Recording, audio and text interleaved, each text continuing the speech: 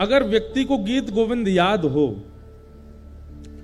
और भगवान ना करे ऐसा कभी हो नहीं सकता कि गीत गोविंद याद हो और उसको यमदूत पकड़ने आ जाएं। यमदूत कब आते हैं? मृत्यु काल में आते हैं।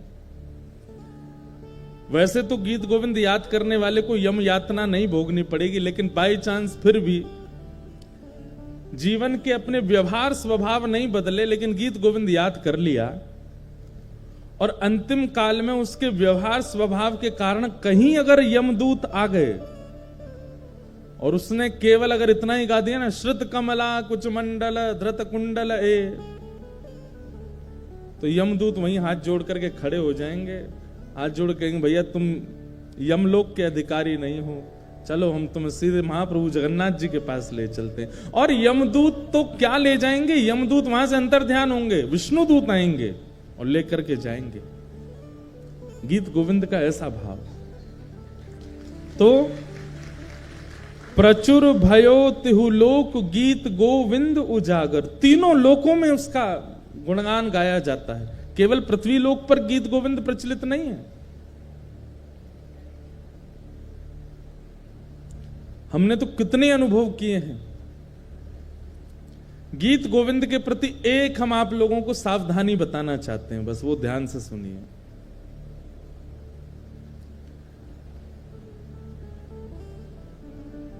वैसे तो ये सावधानी रखने वाली बात भी है, लेकिन कई लोग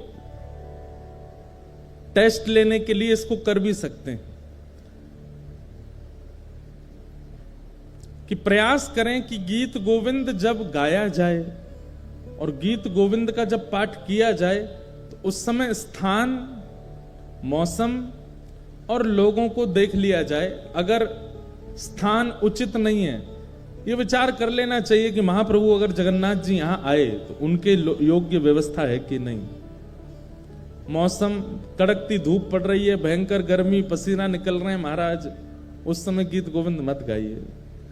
और सामने बैठे हुए लोग अगर वो अधिकारी नहीं हैं, वो दूषित खाते हैं, दूषित पीते हैं, या किसी ऐसी सभा में है जहां विवाह का फंक्शन हो रहा है, किसी के ब्याह का क्रम चल रहा है, किसी का कुछ ऐसा चल रहा है जहां लोग खा भी रहे हैं, डोल रहे हैं, ऐसी जगह गीत गोविंद नहीं गाना।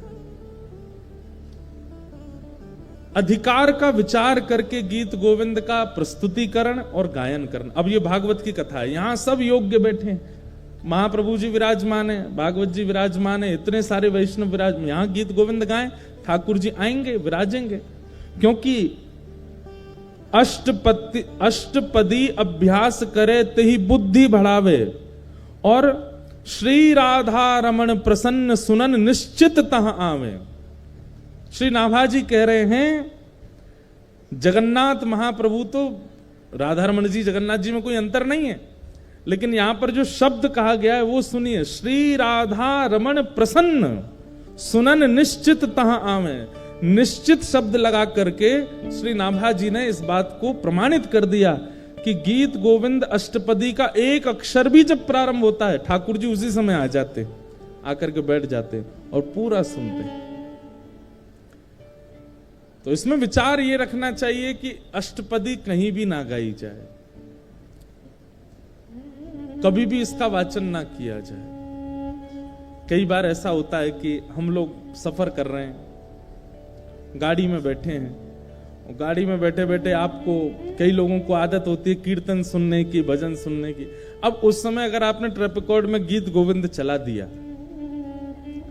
और गाड़ी पूरी पैक बैठी है, ठाकुर जी कहां बैठेंगे बेचारे आके? ठाकुर जी कहेंगे भैया ऊपर इसके कैरियल भी नहीं है, कहां लटक जाएं हम। अच्छा, ये निश्चित है कि ठाकुर जी आएंगे, तो ठाकुर जी को श्रम होता है, बेचारे लटकते हुए सुनते हैं, लेकिन सुनते जरूर हैं।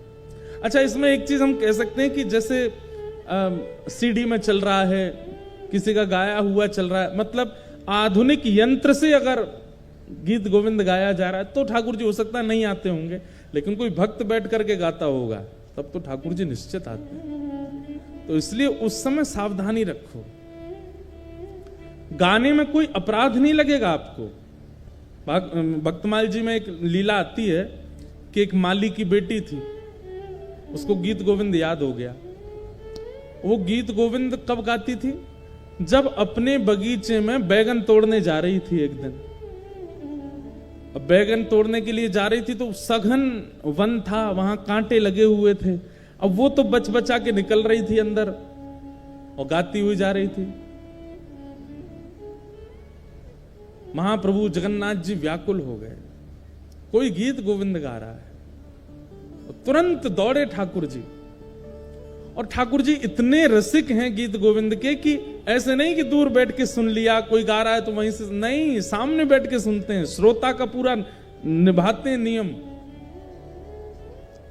अब वो तो सघन वन में कुंजों में घुसती जा रही थी।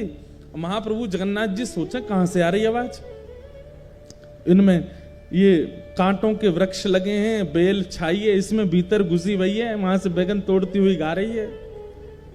महाप्रभु जगन्नाथ जी हैं भी खूब विशाल, खाते पीते घर के हैं, मोटे ताजे हैं। अब जैसे ये घुसे भीतर, सोचो कभी कभी इमेजिन करो इनके स्वरूप को, ये कैसे घुसे होंगे भीतर। जैसे ही भीतर पहुंचे कहीं कहीं से तो वस्त्र फट गए इनके, कहीं पर कांटे लग भी गए, लेकिन मधुर मुस्कान ठाकुर जी सुन रहे हैं। कभी कभी लगता है कि महाप्रभु जगन्नाथ जी 24 घंटे प्रसन्न मुद्रा में ही रहते हैं। क्यों? क्योंकि 24 घंटे कहीं ना कहीं गीत गोविंद चलता ही रहता है, इसलिए ठाकुर जी प्रसन्न रहते हैं, इतना प्रिय है ठाकुर जी को। तो महाप्रभु जी उसका गीत गोविंद सुन रहे थे, बड़े भाव से गा रही थी। जैसे गीत गोविंद विश्राम हुआ, महाप्रभु जी दौड़े मंदिर के लिए।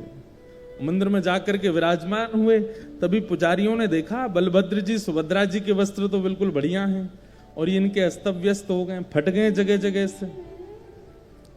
पूछा, हे महाप्रभु जी, ये आपके वस्त्र कैसे फट गए? तो महाप्रभु जी ने ये भाव बताया कि मुझे गीत गोविंद बहुत प्रिय है, और कोई व्यक्ति कभी कहीं गाता है तो मुझे, मेरा मन होता है कि मैं वहां पहुंच जाऊं। अभी कहां गए थे? तो बताया, बोले एक माली की बेटी है, बैगन तोड़ के गाती है, मैं घुस गया भीतर, फट गए मेरे वस्त्र। उसी दिन वहां के गजपति राजा ने ये नियम बना दिया, पूरे जगन्नाथपुरी को इकट्ठा करके सबसे हाथ जोड़ के निवेदन किया कि जिनको भी अष्टपदी गीत गोविंद याद है, आपसे प्रार्थना है आसन लगा करके उस पर स्वयं बैठिए और एक सन्मुख आसन पधरा करके तब गीत गोविंद गाइए, क्योंकि महाप्रभु जी आते हैं। आप चलते फिरते उठते बैठते कहीं कुछ करते हुए गाएंगे तो उसमें कोई दिक्कत नहीं है, लेकिन महाप्रभु जी को श्रम ना हो। और श्रम दो प्रकार के होते हैं। एक श्रम तो ये होता है कि ठाकुर जी के अनुकूल व्यवस्था नहीं है और ठाकुर जी को गीत गोविंद सुनने का चाव है, वो आएंगे, उनको कष्ट होगा। और दूसरा भाव ये है, मान लीजिए श्री मंदिर में कोई विशेष पूजा चल रही है ठाकुर जी की, और उसी समय आप गीत गोविंद गाने लग गए।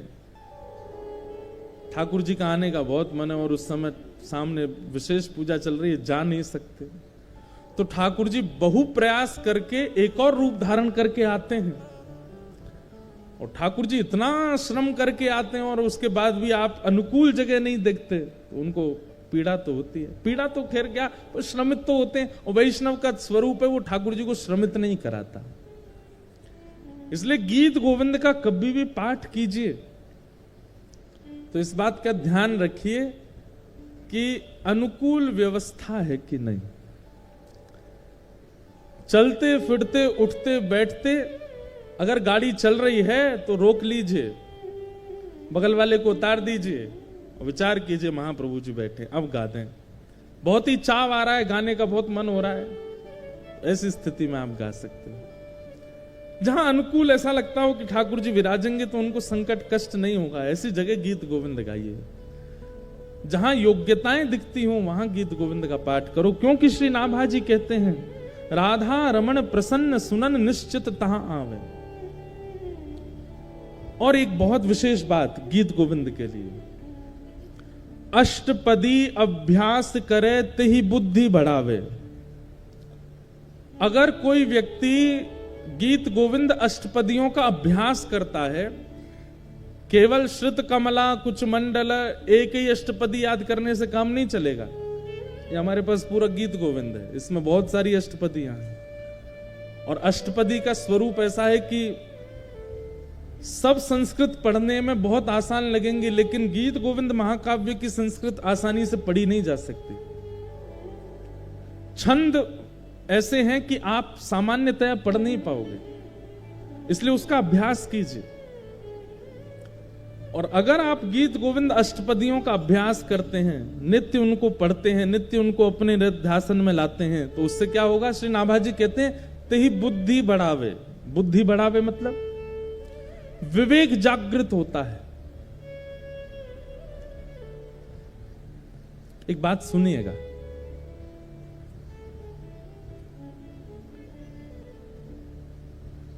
तीन प्रकार के दुख होते हैं जीवन में, बहुत ध्यान से सुनिए। तीन प्रकार के दुख होते हैं, कर्म, काल और स्वभाव। सबसे पहले दुख का कारण क्या है? हमारा कर्म। हम जैसा करते हैं हमको भोगना पड़ता है, चाहे कितना भी बड़ा व्यक्ति हो, अगर उसने गलत किया है उसको भोगना पड़ेगा। हां, ऐसा होता है कि आपने अगर गलती की और बाद में आपको उसका आभास हो गया कि मैंने गलत किया, और उसका अगर आपने प्रायश्चित किया, तो गलती से मिलने वाला जो आपको दंड है वो 40% कट जाएगा, 60% तो फिर भी भोगना पड़ेगा। नाम जप से 30% और घट जाएगा, 30% तो भोगना पड़ेगा। और फिर जीवन के स्वभाव व्यवहारों को सुधारने से 20% और घट जाएगा, 10% फिर भी भोगना पड़ेगा। और 10% जब बच जाए तो अगर वैष्णव बुद्धि होगी तो आप उसको स्वीकार करके भोग लोगे, आप उससे भागोगे नहीं। मेरा कर्म है, अब आ रहा है तो आने दो, 10% तो भोग ही लोगे। तो पहले दुख का कारण कर्म, दूसरे दुख का कारण है काल, समय। सब लोग इधर देखिए, ध्यान से सुनो। और जब काल दुख रूप धारण करता है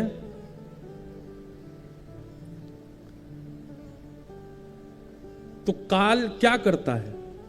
मति का हरण कर लेता है।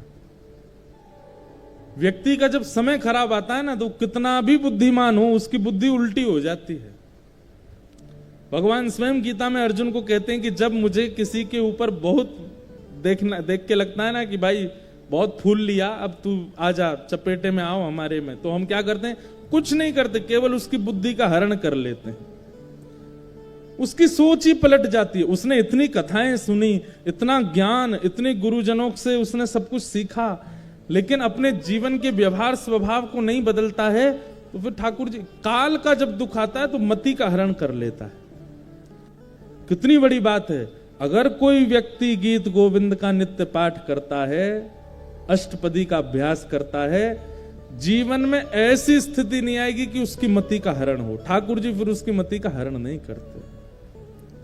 स्वयं नाभाजी कह रहे हैं, अष्टपदी अभ्यास करे तही बुद्धि बढ़ावे। अगर कोई नित्य अष्टपदी का अभ्यास करता है, गीत गोविंद का अभ्यास करता है, उसकी मति का हरण नहीं, मतलब उसके जीवन में काल का दुख नहीं आएगा, समय का दुख नहीं आएगा। इतना प्रिय है ठाकुर जी। आहा,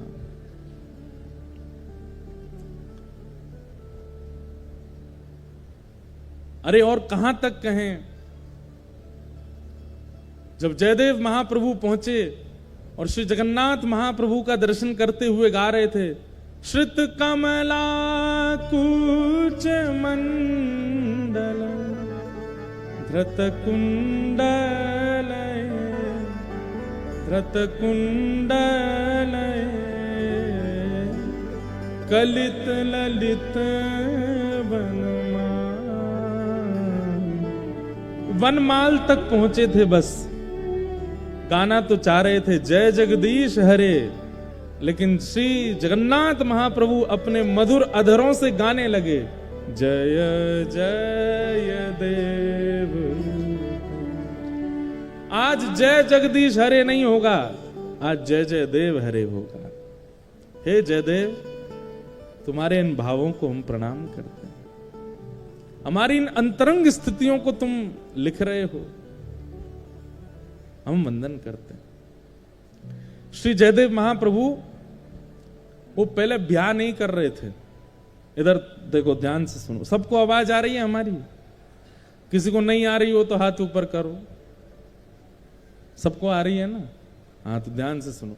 जयदेव महाप्रभु पहले ब्याह नहीं कर रहे थे, और ये निश्चित होता है कि जिसके अंदर भक्ति मात्रा में आ जाती है वो ब्याह से भागता है। वो संसार के विषयों से कहीं ना कहीं स्वयं को बचाता है।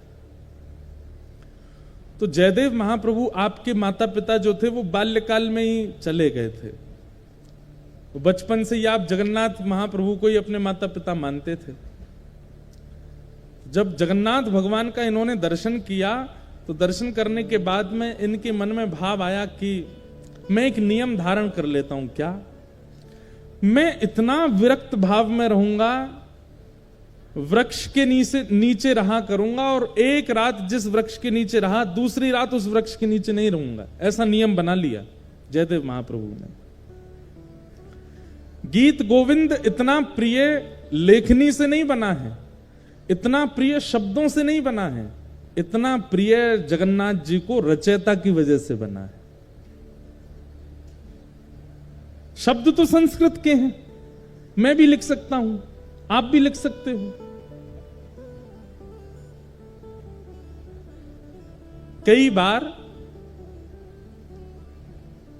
सब्जी अच्छी नहीं बनी है, लेकिन किसने बनाई है? पत्नी ने बनाई है, तो अच्छी बतानी पड़ती है। कैसी बनी? बहुत अच्छी बनी, बहुत बढ़िया बनी है। अरे चलो, पत्नी तो रोज बनाती है, पति ने बनाई है। हाँ, पति कभी कभी भोजन रसोई घर में घुस जाता है तो गैस चूल्हा सब घबरा जाते हैं, बोले आज हमारी शामत है, आ गया, अब बनाएगा कुछ। तो जब पति रसोई घर में जाता, उस दिन सबसे ज्यादा खुश होती है पत्नी, और बच्चे तो कूदते रहते, आज पिताजी बनाएंगे कुछ। तो पतिदेव कैसा भी भोजन बनावे, पत्नी जब पाती है तो क्या कहती? बहुत अच्छा बना, बहुत अच्छा, सब कुछ। पत्नी को पता चल जाता है इसमें नमक कम है, नींबू भी कम है, थोड़ी सी मिर्च ज्यादा हो गई है। बच्चों को कहती है नहीं नहीं, इसका पेट भरा, इसको मैं दोबारा खिलाऊंगी। वो फिर बाद में सही करके बच्चों को खिलाती है, लेकिन पति से क्या बोलती है? बहुत अच्छा बना है। मतलब सामग्री से कई बार प्रेम नहीं होता है, सामग्री बनाने वाले से प्रेम होता है। महाप्रभु जगन्नाथ जी को सामग्री तो बहुत प्रस्तुत करने वाले हैं, पर प्रस्तुत करने वाला कैसा है, उससे ठाकुर जी को सामग्री अच्छी लगती है। ये गीत गोविंद इतना प्रिय क्यों है ठाकुर जी को? क्योंकि जयदेव महाप्रभु, और उन जयदेव महाप्रभु ने ऐसा नियम बना लिया कि मैं एक वृक्ष के नीचे एक रात रुकूंगा और अगले दिन दूसरे वृक्ष के नीचे चला जाया करूंगा।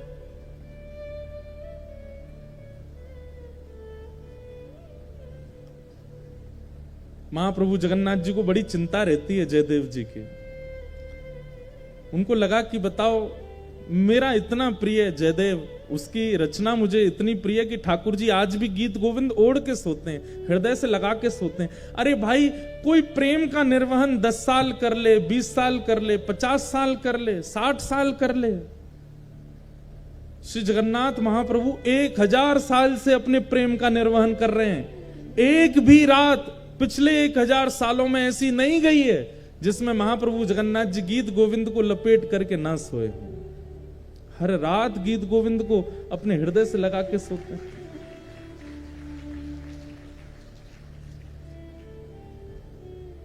अरे, प्रेम विवाह करने वालों के भी प्रेम चलते हैं, लेकिन कुछ वर्षों में कुछ कुछ खंडन तो उनके प्रेम में भी आता है। लेकिन ऐसा प्रेमी कौन होगा?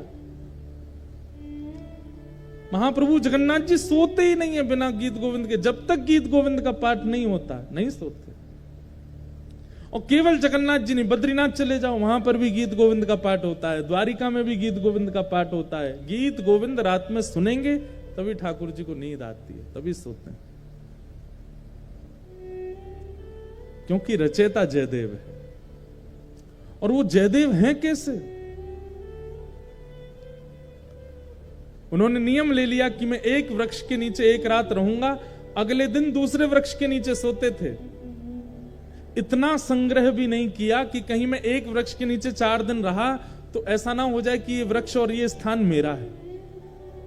लेकिन महाप्रभु जी को चिंता होती है जयदेव महाप्रभु की, मेरा जयदेव एक वृक्ष के नीचे सोता है। इतनी बड़ी रचना गीत गोविंद करने वाला एक वृक्ष के नीचे सोता है। तभी श्री जगन्नाथ जी ने एक योजना बनाई, और एक सुदेव नाम का ब्राह्मण था। उस सुदेव ब्राह्मण के कोई संतान नहीं थी।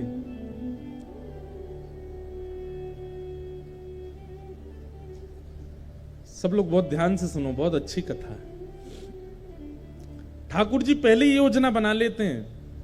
तो सुदेव ब्राह्मण के पहले कोई संतान नहीं थी, तो सुदेव ब्राह्मण ने जगन्नाथ महाप्रभु से कहा कि भगवान एक संतान का सुख मुझे दीजिए, मैं वचन देता हूं उसकी बाल्यावस्था पूरी हो जाने के बाद जैसे ही वो बालक कुमार अवस्था का होगा मैं आपके चरणों में निवेदित कर दूंगा, वो बालक आपका हो जाएगा। फिर ये मेरा वचन है आपको। तो जैसे ही भगवान ने देखा कि भाई ये जयदेव महाप्रभु एक ही वृक्ष के नीचे रहते हैं, तभी ठाकुर जी ने विचार किया कि हम कैसे इनके इस वृक्ष के नीचे रहने वाले सिस्टम को दूर करवाएं। तभी ठाकुर जी को याद आया कि एक सुदेव ब्राह्मण था, उसने इतने वर्ष पहले हमसे कहा था कि एक संतान हो जाए तो वो हमें अर्पित करेगा। और ठाकुर जी की कृपा से उस सुदेव ब्राह्मण के यहाँ एक पुत्री ने जन्म लिया। महाप्रभु जी ने विचार किया कि उसकी पुत्री अब विवाह के योग्य हो गई है। महाप्रभु जी ने उसको स्वप्न दिया सुदेव ब्राह्मण को, और स्वप्न में जाकर के उसको याद दिलाया कि तुमने हमसे कहा था एक संतान होगी तो तुम हमको अर्पित करोगे, तुम्हारी बेटी हुई, अब भूल गए अपना वचन। अगले दिन ही सुदेव अपनी बेटी लेकर के महाप्रभु जगन्नाथ जी के सामने गया।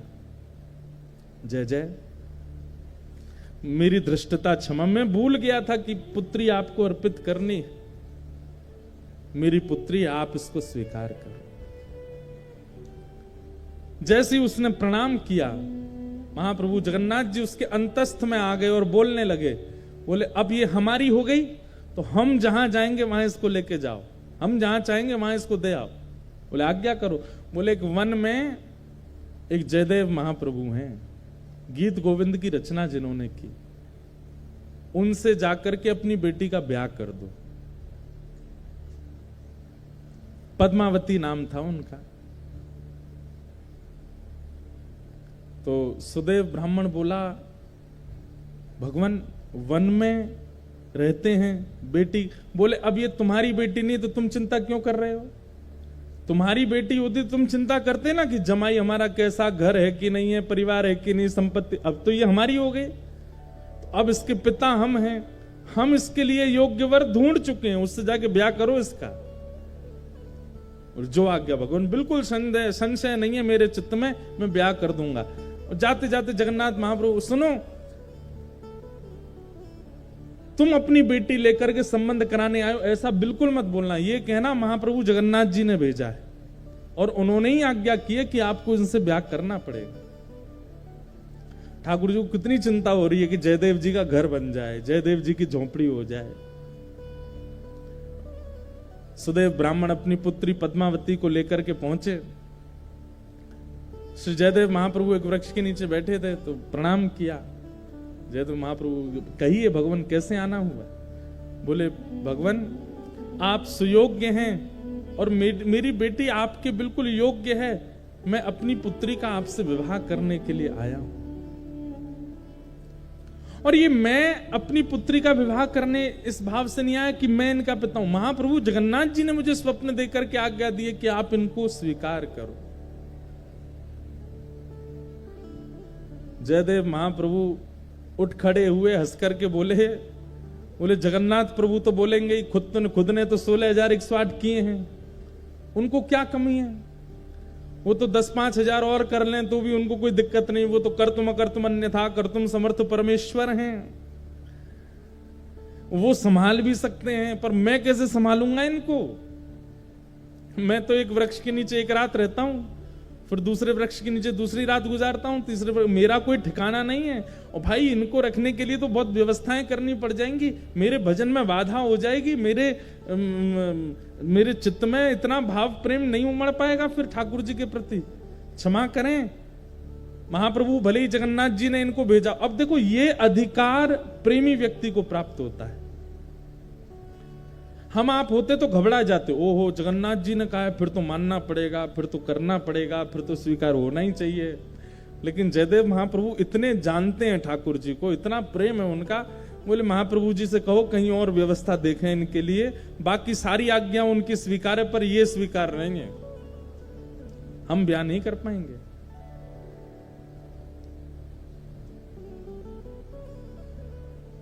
और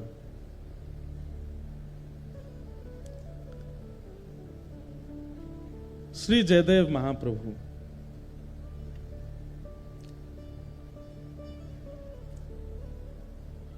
मना कर देते हैं, नहीं करेंगे। अरे आप कैसे व्यक्ति हैं, महाप्रभु जी की आज्ञा नहीं मान रहे हो, जगन्नाथ जी की आज्ञा नहीं मान रहे हो। बोले हमें स्वीकार है, हम बिना आज्ञा के ही रह लेंगे, लेकिन ये नहीं करेंगे। एक बार को तो सुदेव ब्राह्मण को क्रोध आ गया, बोले भगवान की आज्ञा ना मानने वाले को हम कैसे दे सकते हैं, चल बेटी। अपनी पुत्री को उठाने लगे तो पुत्री बैठ गई, बोले नहीं, महाप्रभु जी ने आज्ञा की है कि तुम इनकी हो, मैं तो इनको सर्वस्व दे चुकी हूं, मैं तो इनको अपना मान चुकी हूं, ये भले मुझे स्वीकार ना करें। पिताजी अब आपका कर्तव्य नहीं है, मेरे परम पिता जगन्नाथ जी ने मुझे इनको सौंपा है, अब मैं इन्हीं की हूं, चाहे मुझे स्वीकार करें चाहे नहीं करें। जयदेव महाप्रभु बोले वाह, ऐसा समर्पण तो हमने नहीं देखा भैया। अरे तुम्हारे पिता कह रहे हैं चलो तुम, बोले नहीं महाप्रभु जी ने आपको अर्पित किया, तो मैं आपकी हूं। जयदेव महाप्रभु बोले छोड़ जाओ इनको, 2-3 दिन हमारी दिनचर्या देखेंगे, खुद ही भाग जाएंगी ये। लेकिन पद्मावती का ऐसा त्याग, जयदेव महाप्रभु अगर उस वृक्ष के नीचे बैठे हैं तो उनके सन्मुख वाले वृक्ष पर बैठ जाती और उनको अपलक नेत्रों से देखती। जैसी दिनचर्या, अब भाई वन में रहते हैं, वन में सांप भी है, बिच्छू भी है, कातर भी है, ना जाने कितने सारे जीव आ जाते हैं, लेकिन सब स्थितियों में बिल्कुल अनुकूल रह करके अपने श्री जयदेव जी को देखती रहती। 3 दिन बाद जब वो नहीं जा रही, अब देखो कितनी अच्छी बात है, 3 दिन बाद जब वो पद्मावती वापस लौट करके नहीं गई तो श्री जयदेव महाप्रभु ने मन में विचार किया कि ये इसकी जिद नहीं है, ये श्री जगन्नाथ प्रभु अपना अधिकार दिखा रहे हैं मुझको कि देखो मेरा तुम पर कितना अधिकार है, मैं जिससे चाहूंगा तुमको उससे ब्याह करना ही पड़ेगा। और ये बात सोच करके श्री जयदेव महाप्रभु रोने लगे कि ठाकुर जी मुझ पर कितना अधिकार मानते हैं कि मेरे 5 बार मना करने पर भी ये कन्या अपनी स्थान से हिल नहीं रही। इसकी सामर्थ्य नहीं है कि ये वन में रह सके, इसकी सामर्थ्य नहीं है वृक्ष के नीचे रह सके, इसने कहां तपस्या देखी है, लेकिन इसको ये सामर्थ्य कौन प्रदान कर रहा है, महाप्रभु जी। जयदेव महाप्रभु ने जब इसको अधिकार माना कि ये जगन्नाथ जी का अधिकार है मेरे ऊपर, और अधिकार मान करके पद्मावती से कहा मैं तुम्हारा वर्ण करूंगा, चलो। और तब पद्मावती से ब्याह किया, और ब्याह करने के बाद कहा देवी अब तुम तो ऐसे वृक्ष के नीचे रहती अच्छी नहीं लगती, चलो। और फिर बंगाल का जन्म था महाप्रभु जी का, अब पता नहीं, अब ऐसा भी कहते हैं कि वो स्थान उड़ीसा में ही आता है, कई कहते हैं पहले बंगाल में था अब उड़ीसा में, ऐसा कुछ है। केलुबिंद नाम का एक स्थान है, और वहां अपनी पत्नी के साथ गए और गांव के बाहर ही एक झोंपड़ी बना करके अपनी पत्नी के साथ जयदेव महाप्रभु रहते थे। अब ठाकुर श्री जगन्नाथ जी को शांति पड़ी कि हाँ अब ठीक है, झोंपड़ी में रहता है, अब कम से कम धूप, वर्षा, सर्दी, गर्मी, जीव जंतुओं से सुरक्षित तो है, कोई दिक्कत नहीं। महाप्रभु जी ने, जयदेव महाप्रभु महाकाव्य गीत गोविंद की रचना की।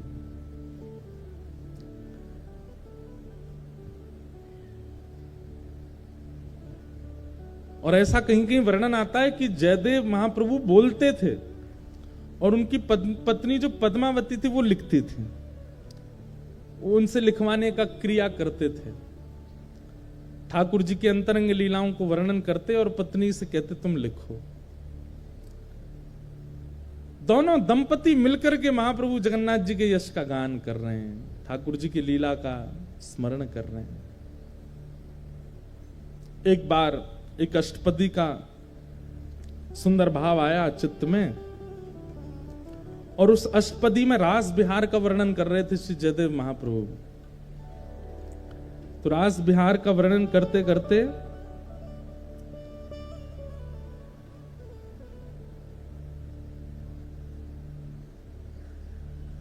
वदसि यदि किंचिदपि दंतरुचि कौमुदी हरति दरति मिरत